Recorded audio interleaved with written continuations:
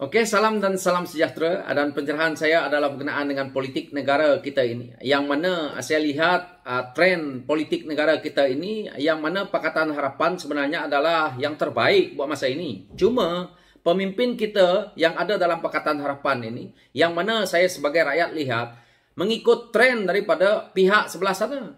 Jadi kita sepatutnya mengubah tren kita kembali kepada asalnya perjuangan kita, yaitu kembali kepada rakyat. Tetapi apa yang saya lihat, tren yang hendak diamalkan adalah hendak bergabung, hendak bersama dengan mereka. Maka ini adalah salah di pandangan rakyat. Dan kita pula mengikut tren mereka yang mana dilihat oleh rakyat, seolah-olah kita sudah lari daripada landasan, yaitu ingin bersama rakyat. Tetapi kita hanya memikirkan bagaimana untuk kita ngekalkan kuasa ataupun kembali ke Putrajaya. Yang mana kita tahu di sebelah sana itu dah jelas rakyat faham mereka ada kluster mahkamah, yang mana mereka ini terjerat dengan skandal-skandal besar kewangan negara, yang mana ini adalah motif kenapa PRU ke-14, Pakatan Harapan itu boleh menang. Kerana kita perlu merungkai apa yang rakyat mahu, apa yang telah pun membebankan rakyat, tetapi hari ini kita tidak memikirkan isu itu, tetapi kita ikut tren serang menyerang, yang mana kita lihat di sebelah sana. Contohnya seperti Datuk Seri Najib, dia punya Facebook, media sosial dia hanya menyerang kepada pihak pembangkang hari ini, kerana itu adalah tren beliau untuk menjerat kita supaya mengikuti cara beliau. Jadi kita sepatutnya tidak mengikuti cara beliau, tetapi kita menunjukkan kepada rakyat bahawa keutuhan Pakatan Harapan yang dibarisi oleh barisan pemimpin yang hebat, perlu kita tunjukkan bahawa kami akan bersama dengan rakyat, berjuang bersama rakyat. Tetapi tidak dilakukan oleh pemimpin kita hari ini.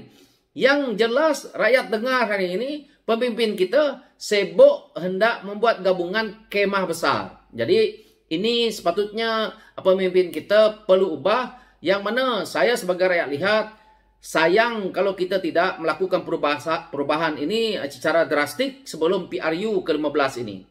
Dan kalau kita boleh berjuang bersama rakyat, saya percaya rakyat akan mempercayai kita, dan kita harus membidas apapun kenyataan yang dikeluarkan oleh pihak di sebelah sana, terutamanya parti-parti besar yang ada dalam kerajaan hari ini, yang mana mereka gunakan isu yang seolah-olah resis untuk mereka menarik minat kepada kaum terutamanya Melayu untuk terus menyokong mereka, yang mana ini perlu kita bidas dengan cepat supaya rakyat faham, yang mana ini akan menjejaskan kita kalau kita terus mengikut tren cara politik mereka, yang mana hari ini mereka serang kita dengan berbagai-bagai isu, tetapi hakikatnya isu itu adalah yang mereka buat supaya kita ikut tren mereka dan akhirnya kita terjerat. Umpama yang kita lihat tabung haji, tetapi tabung haji sebenarnya tidak berlaku seperti itu. Hakikatnya apabila dijelaskan dan kita lihat hasilnya hari ini, sebenarnya yang berlaku apa ada dalam tabung haji itu, setelah kita lihat, inilah cara permainan politik mereka untuk mereka menjerat kita. Yang mana apabila kita lihat juga di media sosial seperti Datuk Seri Najib, saya lihat sebentar tadi, yang mana isu tor di Simpang Renggam, yang dia duk kata free, tetapi mungkin hanya untuk beberapa hari, sewaktu hari raya ini, tidak mungkin boleh buat selamanya. Kerana otak mereka yang ada di kepemimpinan sana, desain mereka adalah take and give. Dia bagi kepada rakyat sedikit gula-gula, tetapi mereka ambil daripada rakyat berbilion-bilion. Yang mana kita lihat apabila beliau melakukan contohnya memberi BRIM kepada rakyat, tetapi GST menghasilkan penghasilan yang besar hanya untuk bertujuan, yang mana apa yang dikatakan oleh pihak pembangkang dahulu, itulah kenyataannya. Untuk menampung, untuk cuba menutupi 1MDB yang telah pun menghilangkan duit rakyat. Jadi kita pula nak mengikut tren-tren parti yang di sebelah sana, memang kita akan terjerat kerana mereka mempunyai hujah untuk menipu, untuk memutabelitkan supaya rakyat mempercayai apa yang mereka kata. Maka kita terjebak di sana dengan hujah-hujah palsu mereka. Ini adalah amat berbahaya. Jadi saya harap kepimpinan Pakatan Harapan melihat daripada sisi ini supaya ini jelas dan rakyat boleh faham. Dan perlu kita perjelaskan kepada rakyat apa sebenarnya terjadi, dan kita perlu menceritakan, kita mengukuhkan Pakatan Harapan kerana di dalam parti yang ada dalam gabungan Pakatan Harapan ni seperti PKR, DAP dan Amanah, pemimpinnya adalah berintegriti tinggi, dan kita tahu bahawa tidak ada pemimpin yang ada dalam Pakatan Harapan hari ini yang mempunyai kes mahkamah yang begitu besar, yang melibatkan skandal besar, yang mana ini menjejaskan kita punya pentadbiran negara ataupun kita tahu menjejaskan ekonomi negara. Tetapi jika saya berkata seperti ini, maka mereka akan cerita kes terowong. Jadi kes terowong pun kita tahu bahawa kalau Pakatan Harapan menang ataupun parti pemerintah yang lain menang, maka kita tahu mungkin perkara ini boleh kita rungkai, yang mana saya tahu bahawa saya sebagai rakyat tidak mempercayai kes ini kerana Lim Guan Eng tidak mengambil pun duit. Tetapi ini kes mahkamah, saya tidak mau masuk dalam. Tetapi kita perlu huraikan, kita perlu media yang hebat untuk kita rungkaikan perkara ini kepada rakyat. Jadi sekarang ni rakyat diracuni dengan perkataan seperti pakatan hancing. Ini perlu kita huraikan supaya kenapa perkara ini mereka boleh dedahkan ke media sosial dan sehingga menjadi tren kepada generasi muda yang mana mereka sendiri kadang tak faham. Tetapi mereka ikut dan mengikut apa yang telah pun mereka wawarkan di media, kerana media mereka terlalu pantas dan mereka menggunakan apa segala fitnah pun untuk mereka menjaminkan kelangsungan politik mereka, parti mereka, bertujuan untuk mengambil undi daripada satu kaum, terutamanya kaum Melayu. Kerana apa yang mereka lakukan ini, mereka tahu bilangan kerusi itu berada di Semenanjung. Jika di Sabah Sarawak, mereka tidak dapat memainkan isu-isu yang pelik seperti ini. Kerana di Sabah dan Sarawak ini beza.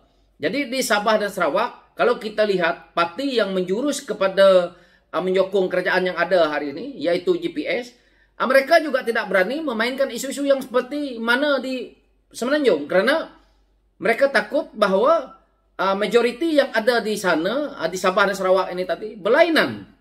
Jadi ini adalah strategi politik mereka, yang mana politik mereka ini tidak menguntungkan Pakatan Harapan. Tetapi kita sebagai pemimpin yang ada di Pakatan Harapan, kita tidak perlu mengikut tren mereka, tetapi kita mengubahkan cara politik kita, iaitu kembali kepada rakyat.